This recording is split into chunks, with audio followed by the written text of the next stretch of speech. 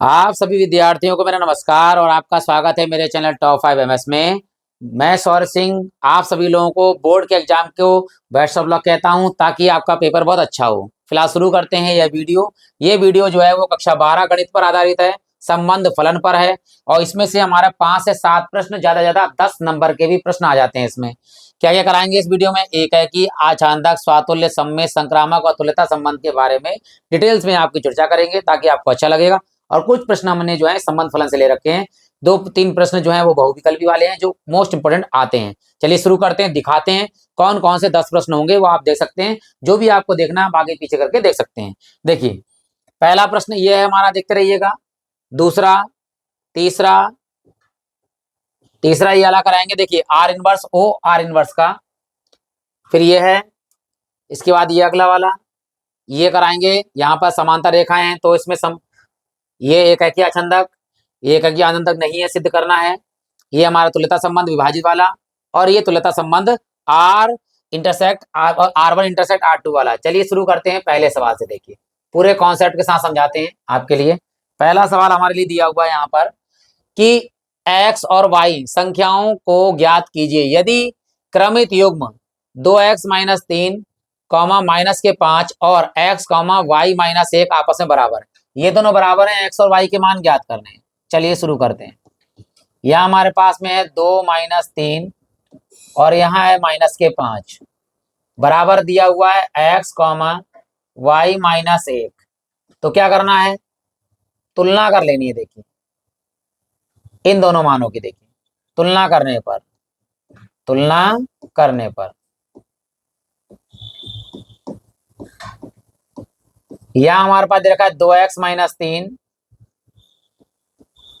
बराबर में हमारे पास है x। ये x प्लस का इधर आगे हो जाएगा माइनस का, ये माइनस के 3 उधर आगे हो जाएंगे प्लस के, तो यहाँ हो गया 2x और ये माइनस में x और बराबर में माइनस के 3 इधर आगे हो जाएंगे प्लस के 3। 2x में से एक x जाएगा तो कितना बचेगा x, और बराबर में हमारे पास में है 3। तो x का मान हमारे पास आ गया 3। इसी के बाद देखिए दूसरी तुलना करते हैं। इधर वाला मान पहले लिख दो, ये वाला बाद लिख दो कि दोनों बराबर हैं, तो यहाँ पहले लिख देते हैं y-1 का मान किसके बराबर है, -5 के बराबर है। ये -1 इधर आगे हो जाएगा प्लस का, तो y बराबर हो गया -5 और ये प्लस का 1। तो y बराबर हमारे पास आ गया -5 में से 1 गया तो 4 बचेगा माइनस का। ये हमारे x और y के मान आ गए। ये तो छोटा सवाल था हमारा। बढ़ते हैं देखिए अगले प्रश्न की ओर, जिस प्रकार है यहाँ कह रहा है कि यदि f सच दैट r का संबंध r से, r का मतलब होता है यहाँ पर वास्तविक संख्या यानी कि रियल नंबर। रियल नंबर वे होती है जिसमें परमे अपरमे सभी प्रकार की संख्याएं आती है, वे हमारी रियल नंबर यानी वास्तविक संख्या कहलाती है। और g सच दैट r का संबंध r से यानी वही वास्तविक संख्या को वास्तविक संख्या से।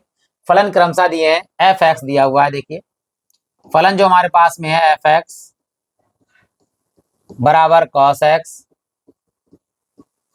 और gx बराबर हमारे पास है 3x²। ठीक है, अब हमें निकालना है, पहला मान निकालना है f(x) यानी f(x) या फॉक्स कह सकते, फॉग।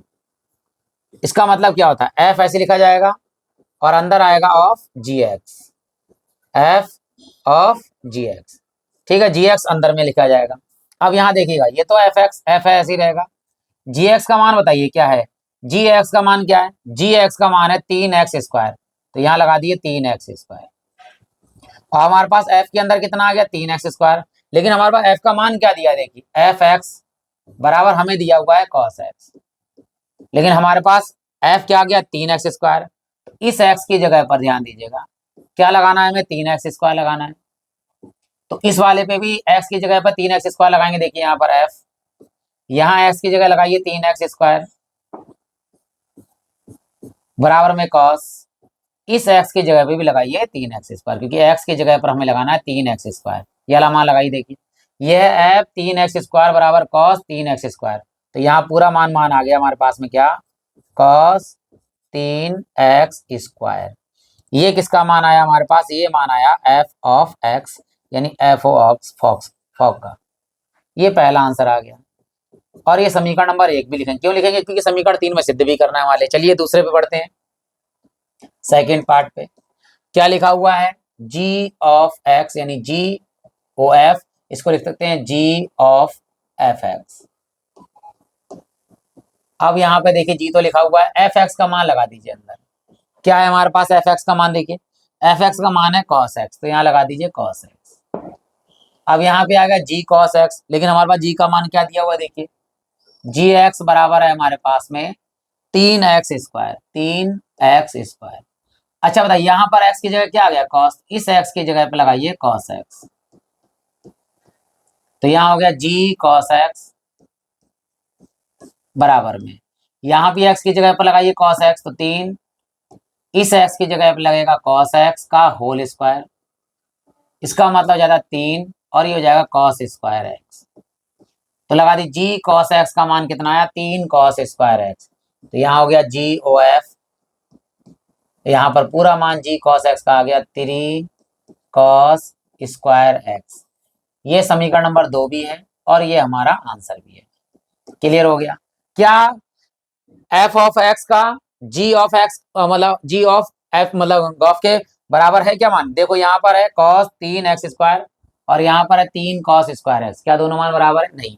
तो यहाँ लिखेंगे साफ साफ हम क्या, कि समीकरण 1 व 2 से, समीकरण 1 व 2 से क्या चीज, अतः ये तीसरा पॉइंट हमारा है जो सिद्ध करना है, क्या कि जी ओ एफ बराबर नहीं है इसका एफ ओ एक्स के, एफ ओ जी के, सॉरी।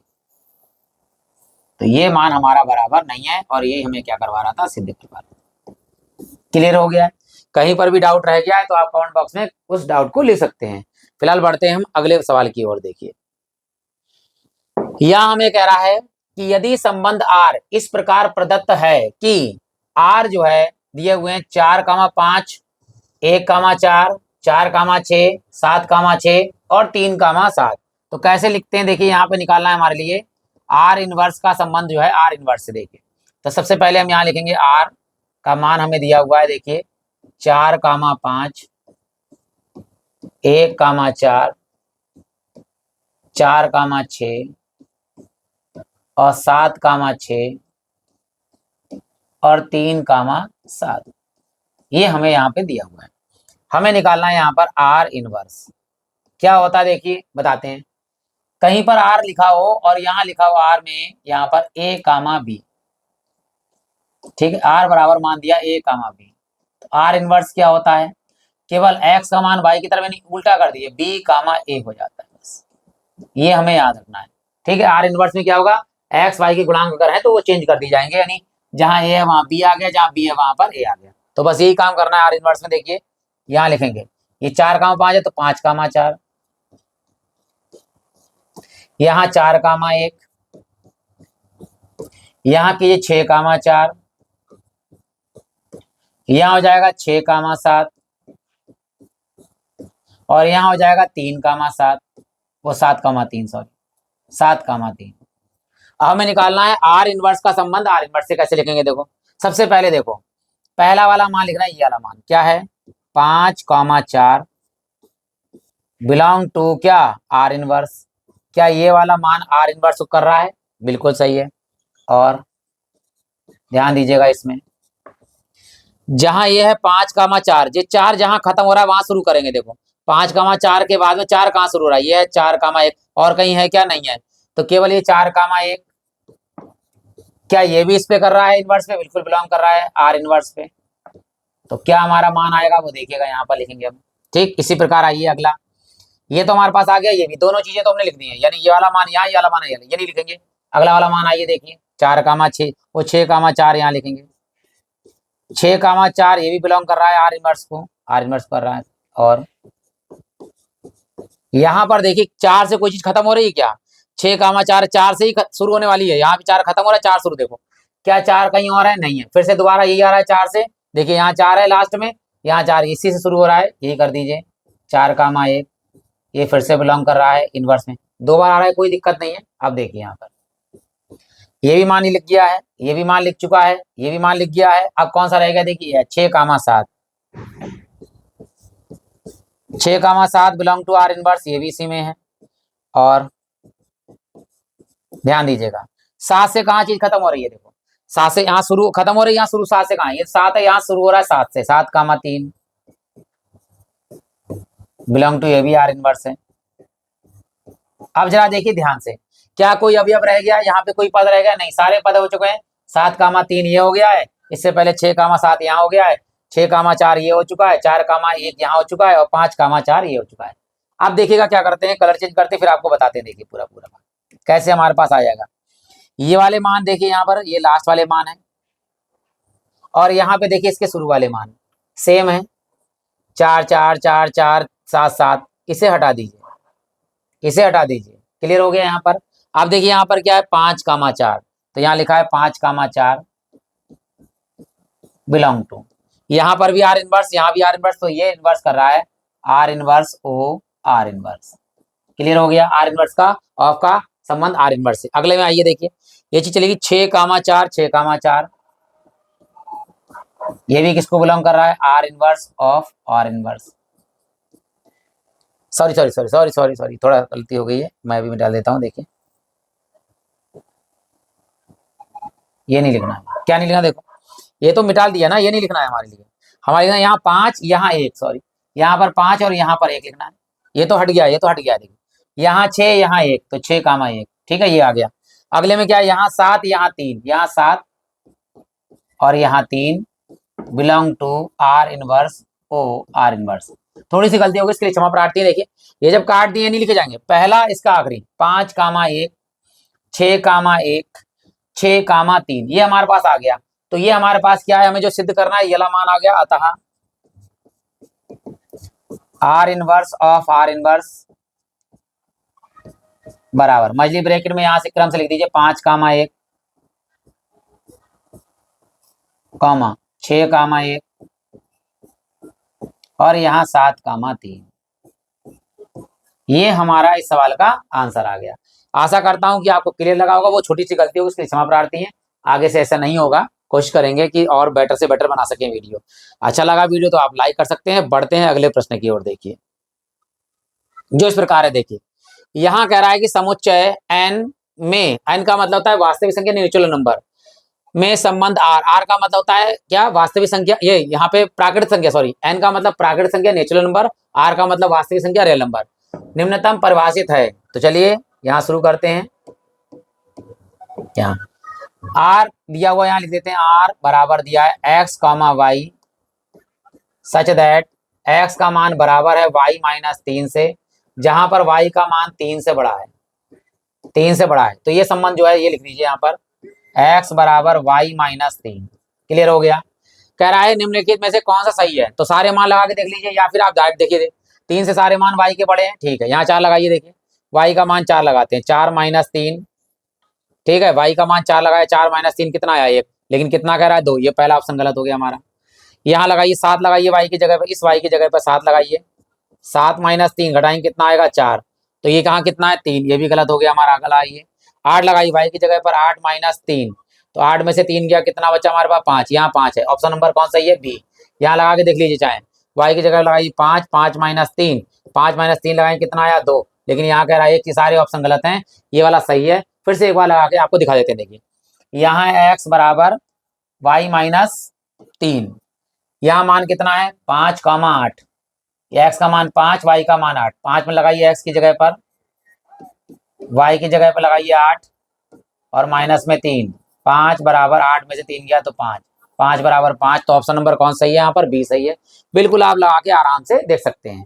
अब बढ़ते हैं देखिए अगले प्रश्न की ओर, जो इस प्रकार है। देखिए यहाँ कह रहा है यदि दो परिमित समुच्चयों a तथा b में अवयव क्रमशः m और n है, परिमित का मतलब जिसकी हम संख्याएं ज्ञात कर सकते हैं। देखो तो सबसे पहले लिखेंगे a में अवयवों की संख्या, a में अवयवों की संख्या, अवयवों की संख्या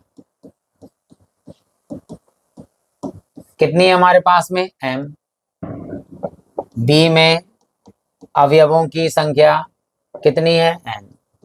अब यहाँ कह रहा है तो a से b में कुल संबंधों की संख्या पूछ रहा है। तो a से b में कुल संबंध क्या होता है, देखो a से b में कुल संबंध, पहले कुल संबंध पे संबंधों की संख्या आएगी, कुल संबंध, कुल संबंध होते हैं, जितने अवयव होते हैं उन दोनों की गुणा हो जाती है, m गुणे n। ये कुल संबंधों की संख्या है, वो संबंध है। संख्या क्या होती है, देखिए ए से बी में कुल संबंधों की संख्या, कुल संबंधों की संख्या की बात कर रहा है। जब भी जितने संबंध दिए हों, जैसे m गुणे n दिए हैं तो 2 की पावर लगा दीजिए m गुणे n, जिसे हम ले सकते हैं 2 m into M, m into N. ये हमारे संबंधों की संख्या पूछ रहा है, तो संख्या हमारे पास ये होगी 2 की पावर m n, ठीक है, 2 की पावर m n, ये संख्या है। कुल अवयव क्या, कुल संबंध क्या होगा, m गुणे n, दोनों का संबंध हो जाएगा। बढ़ते हैं अगले प्रश्न की ओर, देखिए जो इस प्रकार है। यहां कह रहा है कि यदि एक्स वाई तल में स्थित समस्त रेखाओं का समुच्चय L है, यानी समस्त रेखाएं वो क्या है, L हैं, और L में R एक संबंध इस प्रकार दिया गया है कि L1, L2 such that L1, L2 के समांतर है, के समांतर, ठीक है, ये समांतर है, यानी दो रेखाएं हमारे पास L1 और L2, ये लिख दिया हमने, ये L1 और ये L2, ये दोनों रेखाएं आपस में क्या है, समांतर है।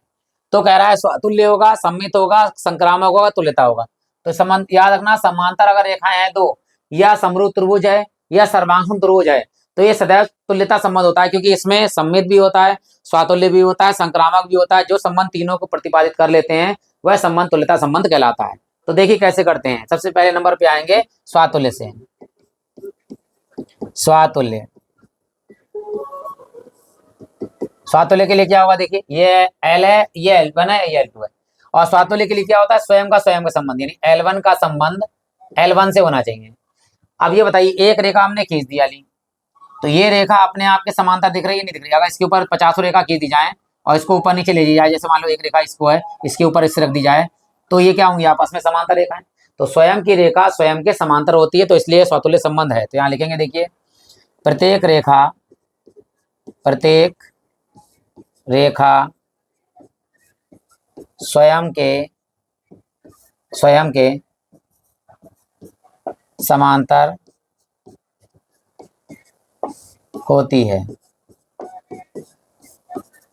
होती है, इसलिए यह संबंध स्वातुल्य है। अब दूसरे नंबर पर बढ़ते हैं, सममित संबंध पे। देखिए सममित, देखिए यहाँ पर एक है L1 ये वाली रेखा, एक है यहाँ पर L2 ये वाली रेखा। अगर L1 समांतर है L2 के, तो क्या L2 समांतर L1 के नहीं होगी, होगी बिल्कुल। देखिए L1 का संबंध अगर L2 से है, तो L2 का संबंध भी L1 से है, तो यानी L1 L2 के समांतर है, तो L2 L1 के समांतर होगी। तो यहाँ लिखेंगे, देखिए L1 समांतर है L2 के, तो L2 भी समांतर होगा L1 के, इसलिए यह संबंध क्या है, सममित संबंध है, सममित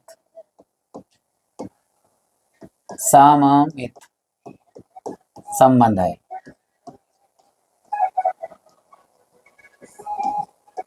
अब बढ़ते हैं तीसरे वाले पे, जो है हमारे पास में क्या, संक्रामक।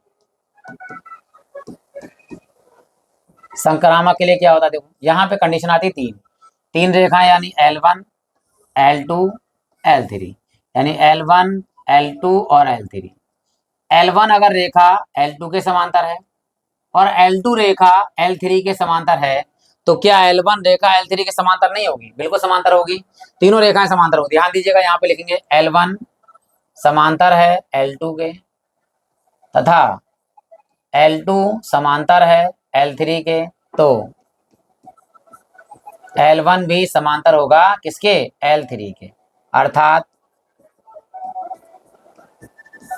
L1 का संबंध जो L2 के साथ है, तथा L2 का संबंध L3 के साथ में है, तो वही संबंध L1 का L3 के साथ भी होगा, L3 के साथ भी होगा। इसलिए यह संबंध क्या है? संक्रामक है। संक्रामक है। ठीक है, संक्रामक यानी तीनों संबंध हो गए। जब कोई फलन जब कोई फलन स्वातुल्य, सममित व संक्रामक होता है तो वह संबंध तुल्यता संबंध कहलाता है।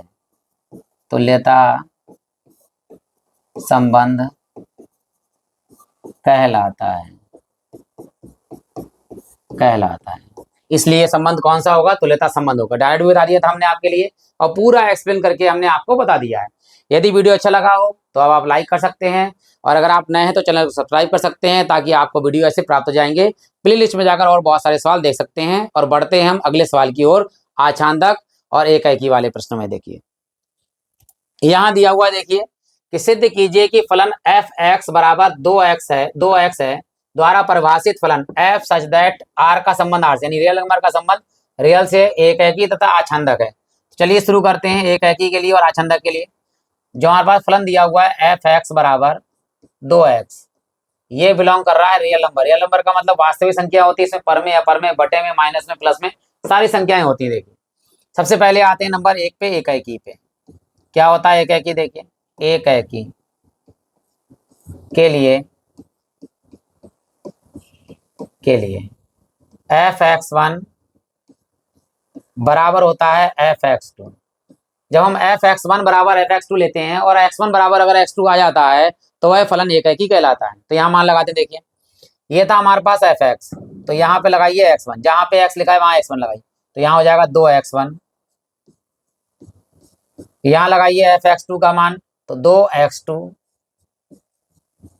ये 2 से 2 काट भी सकते हैं, या 2 गुणे में है बटे में ले जाइए, या 2 से दोनों पक्षों में भाग कर सकते हो, या डायरेक्ट भी काट सकते हो।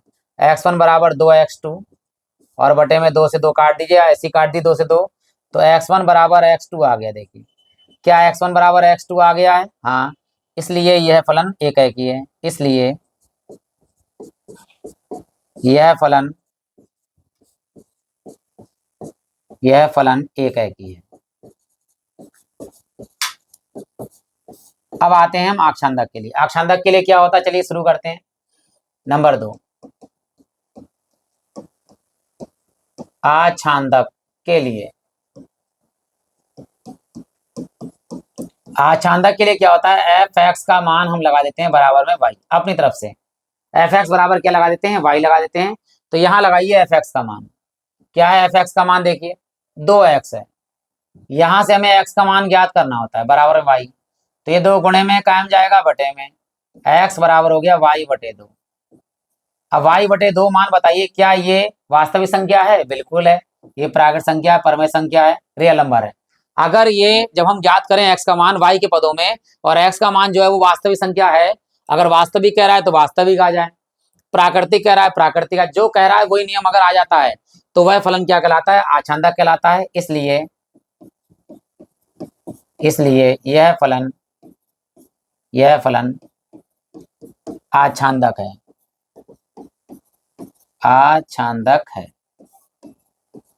अतः यह फलन f(x) बराबर 2x, ठीक है, एकाएकी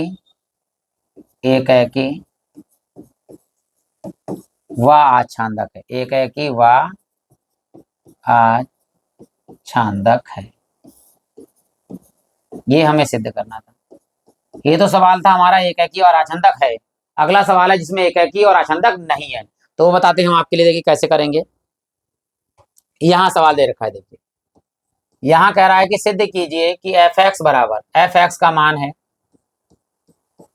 एक्स स्क्वायर। ठीक, किसके लिए है? वास्तविक संख्या के लिए नहीं, रियल नंबर।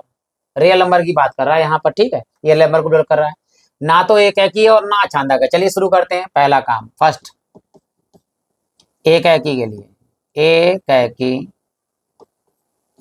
के लिए क्या नियम होता है हमारे पास में? एफ एक्स वन बराबर में होता है एफ एक्स टू। चलिए मान लगाइए, जहां पर x है वहां पर x1 लगाइए, तो यहाँ पर x यहाँ पर 1 लगाएंगे तो क्या हो जाएगा? x1 का होल स्क्वायर बराबर में, यहाँ पर 2 लगाइए तो यहाँ पर लगाएंगे 2x2 का होल स्क्वायर। कुछ बच्चे क्या करेंगे, एक्स स्क्वायर से एक्स स्क्वायर कैंसिल कर देंगे, मतलब स्क्वायर से स्क्वायर नहीं, बार घटाने पर कर देंगे। यही सवाल आपका गलत हो जाता है बस। फिर वो क्या कहलाता है? एक है की हो जाता है। सर एक है की आ गया, लेकिन वो तो आंसर था ना, एक है की नहीं था, बहु एक था। तो कैसे होता है देखिए यहाँ पर, तो क्या करना है, यहाँ स्क्वायर से स्क्वायर नहीं काट, संख्या अगर संख्या होती यानी 2 है 2, 4 है 4, 1/2 1/2 तो काट सकते हैं, लेकिन स्क्वायर नहीं काटना है। तो ये प्लस का इधर आके माइनस का हो जाएगा, x1 का स्क्वायर माइनस यहाँ पर x2 का स्क्वायर बराबर में क्या आ गया? यहाँ पे कुछ नहीं तो जीरो। अब हम सूत्र जानते हैं, ए स्क्वायर माइनस बी स्क्वायर बराबर एक बार प्लस ए प्लस बी और एक बार माइनस ए माइनस बी। चलिए यहाँ लगाते हैं, देखिए तो यहाँ पर एक बार हो जाएगा x1 प्लस x2 और दूसरी ब्रैकेट में आ जाएगा x1 प्लस वो माइनस x2 बराबर 0। एक मान इससे आएगा x1 का, एक मान इससे आएगा x1 का। देखिए तो पहले लगाते हैं, देखिए इसको तो सूत्र को रेज कर देते हैं क्योंकि ये तो हमने लिख लिया है। चलिए यहीं लिखते हैं पहले। फर्स्ट क्या है हमारे पास? x1 प्लस x2 बराबर 0। ये x2 प्लस का काय का हो गया? माइनस का, तो x1 का मान आ रहा है x2। सेकंड लीजिए, देखिए दूसरा वाला मान क्या है हमारे पास में? x1 माइनस x2 बराबर 0। ये माइनस x2 है, उधर जाके हो जाएंगे प्लस के x2। यहाँ पे x के मान कितने आ रहे हैं? देखो, एक x का 1 का मान आ रहा है माइनस x2, एक x1 का मान आ रहा है x2। तो यहाँ x1 के दो मान है, दो मान है, इसलिए यह फलन एक है कि नहीं है, एक है कि नहीं है। एक है कि नहीं है तो पूछेंगे क्या है? ये बहु एक बोलते हैं इसे। क्या बोलते हैं? बहु एक। बहु एक है कि कह सकते हो, या बहु एक, या बहु एक है कि। ये बहु एक है कि है, अगर कोई पूछ ले तो क्या है? ये बहु एक है कि है, क्योंकि x1 के मान दो आ रहे हैं, एक माइनस में x2 और एक प्लस में x2। अब बढ़ते हैं आछंदक के लिए। एक है कि तो नहीं सिद्ध कर दिया। देखिए अब आछंदक के लिए आते हैं। देखिए नंबर 2 क्या होता है? आछंदक के लिए, आछंदक के लिए क्या होता है? एफ एक्स बराबर लेते हैं हम y। एफ एक्स बराबर हम लेंगे क्या? y। अब एफ एक्स का मान लगा दी। देखिए क्या है? एफ एक्स का मान है एक्स स्क्वायर, तो यहाँ लगा देंगे हम क्या? X square. ठीक, यहाँ लगा दिए एक्स स्क्वायर बराबर में क्या आ गया? y। स्क्वायर हटाइए, क्या लगाइए? Under root. तो एक्स स्क्वायर हटाया, स्क्वायर हटाएंगे तो यहाँ पे क्या लगेगा? अंडर रूट लगेगा। अब ये आ गया अंडर रूट आ गया। अंडर रूट क्या होती है? अपरमेय संख्या होती है। यहाँ पर बात कर रहा है वास्तविक संख्या के, तो ये हमारा जो है मान क्या है? ये कह रहा है एक है कि ना अचानक, तो यहाँ पर हमारे पास आ गया एक्स स्क्वायर का मान, ये not equal to real number. तो यहाँ पे क्या नहीं है? आछंदक नहीं है, इसलिए ये अपरमेय संख्या है, परमेय नहीं है, अपरमेय संख्या है ये। ठीक है, क्योंकि अंडर रूट में है तो y एक अपरमेय संख्या है। अगर y का मान ध्यान दीजिएगा -1 लग जाए, तो -1 अगर लग जाती है तो क्या होगा? यहाँ पे माइनस y आ जाएगा, -1 आ जाएगा। तो ये क्या है? ये रियल नंबर नहीं है। ये क्या है? अगर -1 y का मान अगर -1 लगा दिया जाए तो ये रियल नंबर नहीं, ये काल्पनिक संख्या हो जाएगी। तो यहाँ पर हम रियल नंबर नहीं लिख सकते हैं। वैसे तो अंडर रूट में अगर है परमेय संख्या दोनों वास्तविक है, लेकिन यदि y का मान -1 आ जाता है तो किसी -1 के लिए तो जो है ये रियल नंबर नहीं आएगा, तो ये क्या आ जाएगी? काल्पनिक संख्या आ जाएगी। इसलिए यहाँ पर हमने क्या लिखा है? सभी वास्तविक संख्याओं के लिए, यानी -1 -2 लगाने पर y का मान अगर वास्तविक संख्या लगाएंगे तो ये जो है हमारे पास वास्तविक संख्या प्राप्त नहीं होगी, तो काल्पनिक संख्या प्राप्त होगी। इसलिए यह फलन आछांदक नहीं है, आछांदक नहीं है, आछांदक नहीं है। फिर बता रहा हूं, देखिए अगर x बराबर केवल √y दिख रहा है तो ये तो वास्तविक संख्या है, ठीक।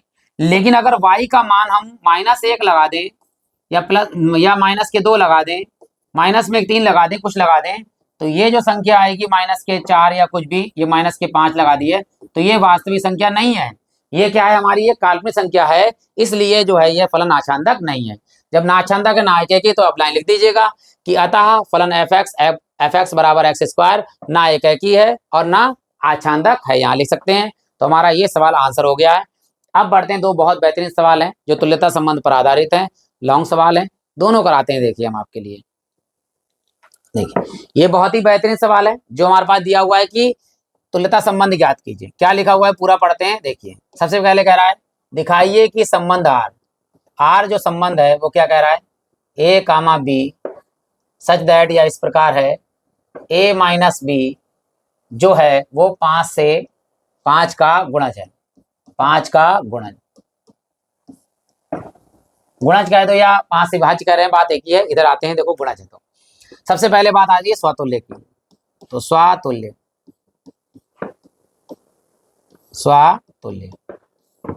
स्वतुल्य का मतलब होता है ए का संबंध स्वयं ए से, ए का संबंध स्वयं ए से। अब यहां कह रहा है ए माइनस बी जो है वो 5 का गुणज है, तो यहां लिखेंगे देखिए ए माइनस बी जो है वो गुणज है किसका, 5 का, यानी बराबर में हमारे पास में 5 का गुणज आएगा, ठीक। ए बराबर बी 5 का गुणज है, कॉमा लगा के लिख सकते हैं इस तरह, कॉमा 5 का गुणज है। चलिए दोनों जगह पर ए लगाइए, ए माइनस ए क्या होगा, 0, ठीक। हम इसको क्या लिख सकते हैं जरा बताइए, 0 के साथ अगर गुणा कर दें 5 से, यानी 0 गुणा 5 कर दें, कोई फर्क पड़ेगा, यानी 0 में तो हम किसी की भी गुणा कर सकते हैं। तो यहाँ देखिए 5 एक गुणे में तो काय में आ सकता है, बटे में, यानी ए माइनस ए बटे में अगर हम 5 कर दें तो बराबर 0 है, या हम कर दें ए माइनस ए बराबर में कर दें हम 0 गुणे 5, तब भी हमारा है, ध्यान दीजिएगा। चाहे हम इस रूप में लिख दें विभाज्य वाले रूप में, चाहे हम गुणे वाले रूप में लिख दें, चाहे इस वाले रूप में लिख दें, इसका मतलब क्या है, यह फलन क्या है, स्वतुल्य है। 0 में किसी से भी गुणा कर दीजिए 0 ही रहता है, 0 में किसी से भाग कर दीजिए जब भी 0 रहता है। तो याद रखना, इसलिए यह फलन क्या है, स्वतुल्य है, स्वतुल्य है। अब बढ़ते हैं अगले वाले पे, देखिए किस पे, सममित पे। सममित की घटना क्या होती है, यदि ए का संबंध बी से है तो वही संबंध हमारा जो है वो बी का संबंध ए से होना चाहिए, ये हमें याद रखना है। यहां क्या क्या रखा है, देखिए ए माइनस बी जो है वो 5 का गुणज है, 5 का गुणज है। जब ए माइनस बी 5 का गुणज है तो ध्यान दीजिएगा ए माइनस बी भी 5 का गुणज होगा, गुणज है या गुणज होगा लिख सकते हैं, का गुणज होगा। क्यों होगा, देखिए अगर कहीं 15 लिखा है, 15 5 के पाड़े में तोड़ सकते हैं, 3 पंजे 15, और अगर हम -15 कर दें तब भी तो ये टूट सकता है, माइनस के 3 गुणे 5, 5 का गुणज है नहीं। अगर किसी संख्या के आगे माइनस लगा देंगे तब भी गुणज में कोई परिवर्तन नहीं होगा।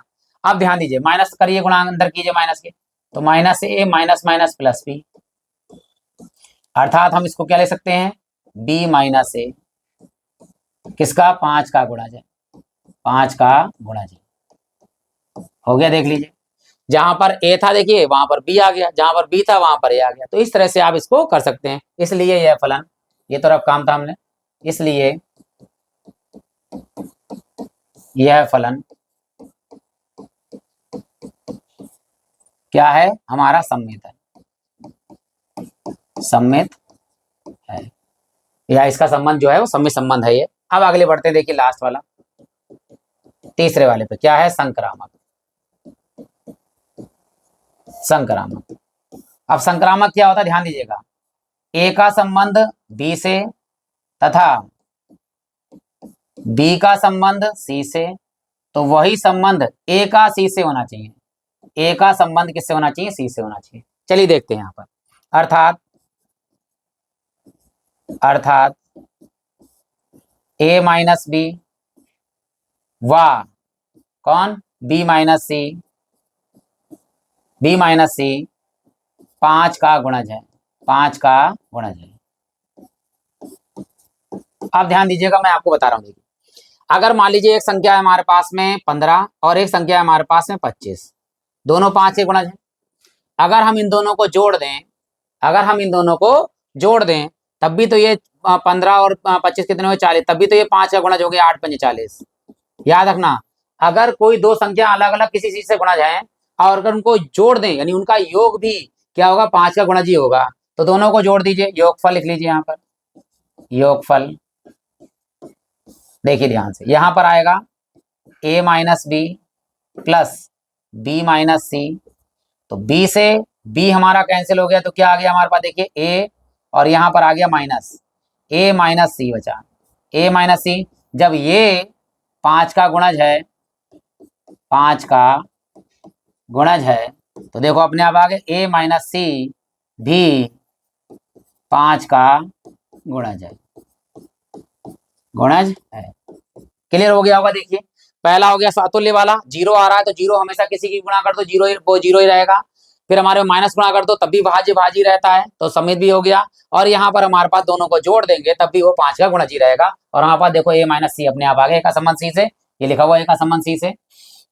इसलिए इसलिए यह संबंध, यह संबंध संक्रामक है, संक्रामक है।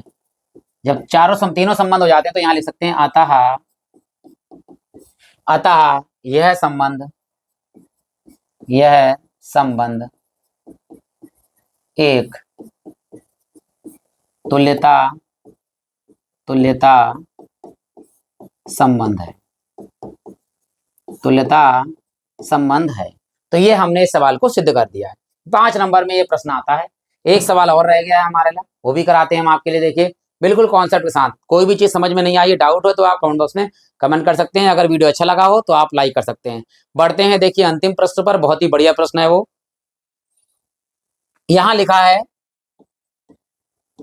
देखिए यदि R1 तथा R2 समुच्चय A में दो तुल्यता संबंध है, यानी इसका मतलब R1 भी तुल्यता संबंध है और R2 भी एक तुल्यता संबंध है। तो यहाँ लिखा दिया हुआ है और कह रहा सिद्ध कीजिए कि R1 इंटरसेक्ट R2 भी एक तुल्यता संबंध है। ये हमें याद रखना है। तो देखिए क्या दिया है, पहले दिखाते हैं। दिया है, क्या दिया है, देखिए R1 बिलोंग टू A, ठीक है, R1 बिलोंग टू A तथा R2 बिलोंग टू A, यानी दोनों बिलोंग कर रहे हैं A के लिए, यानी इन दोनों का संबंध जो है वो एक तुल्यता संबंध है। ठीक है, R1 भी और R2 भी दोनों बिलोंग कर रहे हैं A के लिए। अब ये कह रहा है कि R1 और इंटरसेक्ट R2 जो है ये भी एक तुल्यता संबंध है। तो चलिए शुरू करते हैं। देखिए अब एक चीज याद रखना कि R1 भी A पर बिलोंग कर रहा है, R2 भी A पे बिलोंग कर रहा है। तो यहाँ पे लिखते हैं तो R1 का इंटरसेक्ट R2 यानी मासा है, ये भी किसको बिलोंग करेगा, A को ही बिलोंग करेगा। याद रखते हैं, या कह सकते हैं हम A क्रॉस A, जहां पर फॉर ऑल सभी जो है बिलोंग कर रहे हैं A के लिए, सभी A के लिए बिलोंग कर रहे हैं। इस तरह भी आप लिख सकते हैं। तो बढ़ते हैं हम पहले किसके लिए, स्वातुल्य के लिए। स्वातुल्य, चलिए देखते हैं। सबसे पहले क्या है कि R1 बिलोंग टू A तथा R2 बिलोंग टू A, स्वयं का स्वयं से संबंध कह सकते हैं। तो देखिए यहाँ पर तो R1 intersect R2 belong to A, और स्वयं का स्वयं से संबंध की बात कर रहा है। तो ध्यान दीजिएगा, स्वयं का स्वयं से यानी R1 का भी संबंध R2 से, यानी R1 R2 का जो संबंध होगा, रियल रिलेशन होगा, वो R1 इंटरसेक्ट R2 से होगा। यानी अगर हम इसका करें, स्वयं के साथ स्वयं का संबंध करें तो स्वयं का स्वयं से ही होगा संबंध, तो स्वातुल्य संबंध होगा। तो इसलिए भाई अगर R1 R2 का मासा निकालें और R1 R2 के मासे के बराबर होगा, दोनों का मान बराबर होगा, इसलिए यह संबंध क्या है, स्वातुल्य है, स्वातुल्य है। अब बढ़ते हैं सम्मित के लिए। देखिए सममित। क्या देखिए सममित के लिए करते हैं, ध्यान दीजिएगा। यहां पर R1 का संबंध R2 से, ठीक है, R1 का संबंध R2 से है, रिलेशन टू, तो क्या होना चाहिए, R2 का संबंध किससे होना चाहिए, R1 से।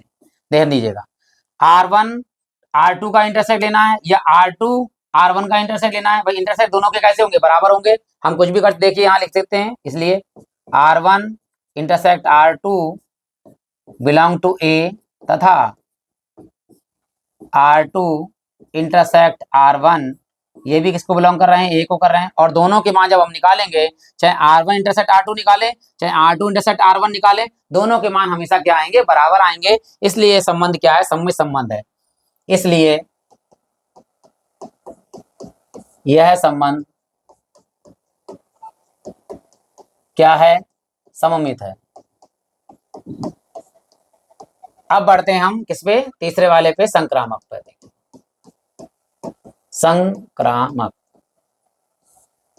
देखिए क्या होता है। सबसे पहले देखिए यहां पर R1 R2 का संबंध देखिएगा किससे, R2 और R3, ठीक है। यहां पर हो गया R1 का R2 के साथ और R2 का R3 के साथ। इसी प्रकार ये जब संबंध हो जाए किसका, R1 का R3 के साथ हो जाए, R1 का R3 के साथ अगर हो जाता है तो वह संबंध हमारा क्या कहलाएगा, संक्रामक संबंध कहलाएगा। ध्यान दीजिएगा, R1 इंटरसेक्ट R2, अगर इन दोनों का जो मान निकल रहा है वो किसको बिलोंग कर रहा है, A के लिए, तथा ये भी दिखा हुआ है देखिए R2 का संबंध R3, R2 intersect R3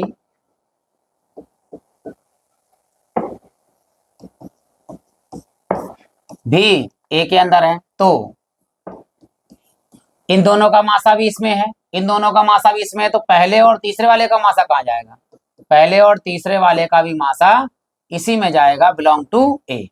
clear हो गया होगा। देखिए R1 का इंटरसेक्ट R2 के साथ में रिलेशन संबंध है, R2 R3 के साथ में, तो R1 का भी R3 के साथ होना चाहिए, ठीक है। तो यहाँ ये इस तरह भी लिख सकते हैं, ध्यान दीजिएगा, R1 intersect R2 belong to A और R2 intersect R3 belong to A, तो क्या चीज, R1 intersect R3 belong to A। इस तरह भी इसको नोट कर सकते हैं। इसलिए यह संबंध क्या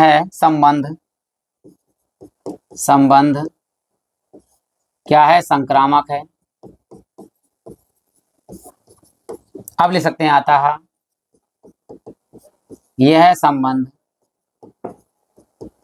एक तुल्यता संबंध है, तुल्यता संबंध है। यही हमें क्या करना था, सिद्ध करना था, इति सिद्धम या प्रूफ, ठीक है। आशा करता हूं कि आपको वीडियो अच्छा लगा होगा। फिर भी अगर कोई कमी रह गई हो या कुछ गलत हो गया हो तो आप जो है कमेंट बॉक्स में कमेंट कर सकते हैं। वीडियो अच्छा लगा हो तो आप लाइक कर सकते हैं। ये सवाल जो है थोड़े थ्योरिकल सवाल होते हैं, इसको जो है पेशेंस के साथ देखना पड़ता है और प्रैक्टिस करेंगे तो आपको अच्छे से याद हो जाएंगे। अब आप प्ले लिस्ट में जाकर एक बार विजिट कर सकते हैं, जरूर नहीं अभी देखना, बाद में जब समय मिले तो आप देख सकते हैं अपनी सुविधा के अनुसार वीडियो लगाकर। इसी साथ आप सभी लोगों का हृदय से धन्यवाद।